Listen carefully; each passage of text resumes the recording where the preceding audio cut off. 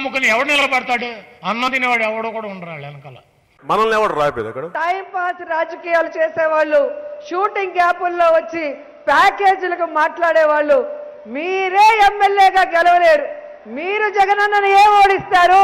మనల్ని ఎవడు రాపేది అక్కడ? ఒక పెద్ద మనిషి ఉన్నాడు అధ్యక్ష, జనసేన అధ్యక్షుడు పవన్ కళ్యాణ్ గారు. చరిత్రలోనే 2 చోట్ల నించొని ఓడిపోయిన గొప్ప నాయకుడు. మనల్ని ఎవడు రాపేది అక్కడ?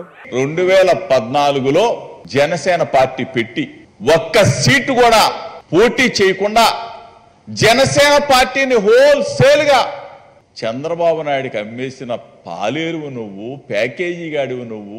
దించేస్తావా? సింహాసనం అంటాడు, కొట్టేస్తాడంట, కూలిపోద్ది. ఏందిరా ఇదే సినిమా అనుకున్నావా? విఠలాచారి అట్టమొప్పింగ్ అనుకున్నావా? రాజమౌళి సినిమా షూటింగ్ అనుకున్నావా? పవన్ కళ్యాణ్కి మరలా చెప్తా ఉన్నా, నువ్వు నోరుగన అదుపు తప్పి మాట్లాడితే మాత్రం నీ చెమడాలు ఒలిసేస్తారు ప్రజలు. మనల్ని ఎవడు రాపేది అక్కడ? పవన్ కళ్యాణ్ అన్నాడు, జగన్మోహన్ రెడ్డి గారు ముఖ్యమంత్రి గారు ఇదే నా శాసనం అన్నాడు. శాసనం అన్నవాడిని శాసనసభ గేటు కూడా తాకనీయలేదు మా జగనన్నాన్ని కూడా ఈ సందర్భంగా తెలియజేసుకుంటున్నాను. మనల్ని ఎవడు రాపేది అక్కడ?